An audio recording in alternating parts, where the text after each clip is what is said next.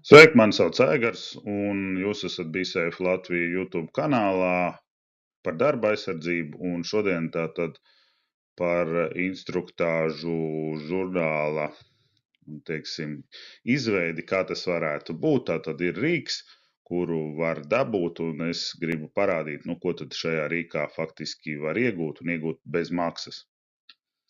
Tad, protams, ka mums ir jāsaprot, ka mums ir rīks, kurš veido šīs lapas, tad ir, protams, arī iespējams personāla programmas, kurās veido, bet es esmu vairākas redzējis, un, diemžēl, tur ir jāsaka, ka tur ir diezgan gudri jārīkojās, lai uztaisītu tādu, kā vajag. Bet, principā, ja mēs skatāmies, tur nebūs tātad apvienots, mēs šeit tā kā vairāk doma ir, ka apvienojam gan darba aizsardzību, gan ugunsdrošību uz vienas lapas, attiecīgi tad augšpusē būs viena un apakšā otra.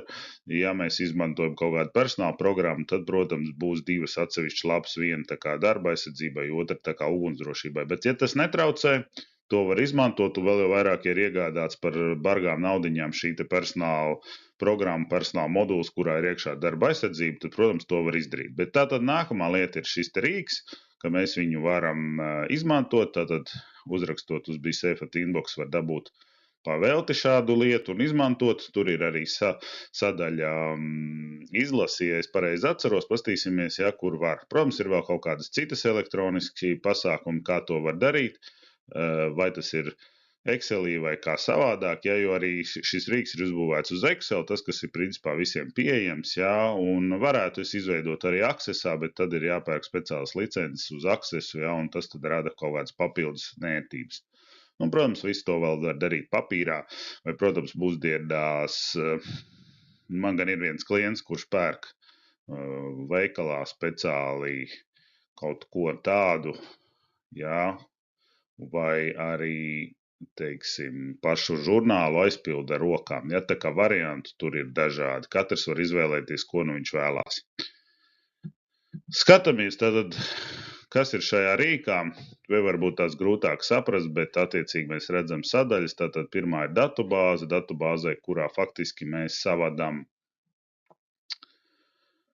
1, 2, 3, 4, 5 lietas, tātad uzvārds, vārds, amats, personas kodu mēs jau vairs neliekam, jo principā mēs saprotam, ka identificēt cilvēku var pēc vārdu, uzvārda, amata, jo mēs zinām, ka konkrētā laikā, teiksim, Aigars ir bijis projektu vadītājs 1, ir darba aizsardzības instrukcijas, šeit vēl DVR, kas nozīmē iepazīstināts ar risku novērtējumu un instrukciju ugunsdrošībā, tātad šīs te mēs aizpildām pirmo lapu, viņa šādā te veidā. Un tālāk jau tad ir otrā lapa, ko sauc par dalīt. Šeit mēs redzam, tātad šeit ir kopējās lietas, kas ir jāsavada. Te ir kurš instruktāžu veids, kāds SIA, ar visu tam līdzīgi. Un par 10 šīm tēlītēm te speciāli ir tāda kontrola, pagaidām viņu neredz, mēs pārkopējam. Un attiecīgi reku šeit apakšā tad izveidojās šīs te 10 lapas.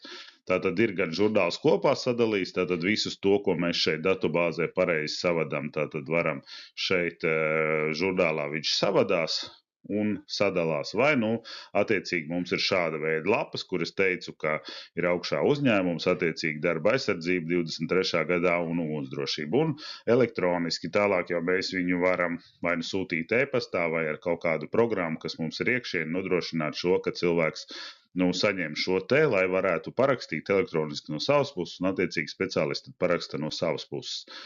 Pastamies, kā tas izskatās tādā dzīvākā veidā. Tāds neliels pastāsts par to, kā var veidot, vai kā BeSafe piedāvā veidot šīs te attālinātās instruktāžu lapas. Tātad mums ir datubāze, kur ir savadījis visus darbiniekus, viņu šobrīd diezgan daudz ir, un ideja ir vienkārši, tātad šeit ir vārds, uzvārds, amats. Mūsdienās ar amatu tā kā var identificēt personu, līdz ar to personas kodu varētu arī derakstīt. Un šeit ir instrukcijas. Šeit ir vienāds, bet principā viņas varētu atkarībā no amata arī šeit nedaudz pamainīties. Protams, ugunsdrošība. Šeit ir numuri ierakstīti. Tātad ideja ir vienkārši, tātad mēs paņemam šos te 10 rindiņas, jo ir sataisīts apakšā, var redzēt pa 10 rindiņām, pārkopējam, šeit te savadām informāciju, kas ir vispārīga, būs uz to, tad, kurš veic šo te instruktāžu.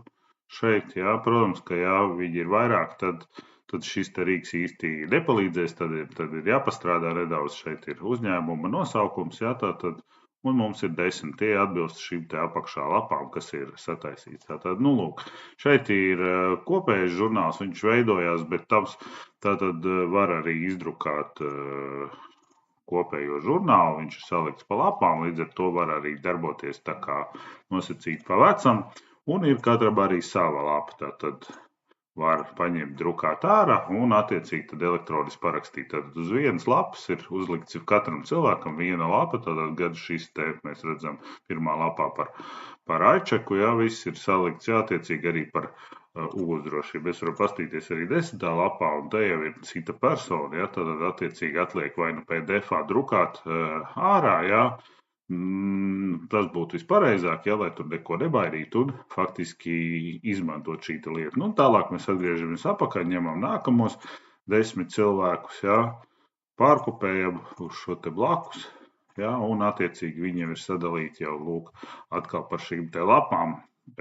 Tā kā to var izmantot, dabūt viņu var pa velti, atliek uzrakstīt e-pastu uz BeSafe. Tātad forša dzīve drošā darbā, lai mums ir, un varbūt, ka kādam šis te rīks palīdz veidot instrukciju žurnālus, tātad vairāk, protams, iet runa par periodiskām, jo tad uzreiz mums ir jātaisa liels daudzums, vai lapu, vai žurnāls jāizpild ar daudziem ierakstiem, jā, un tad, protams, tam ir daudz un svarīga nozīme. Lai mums veicās!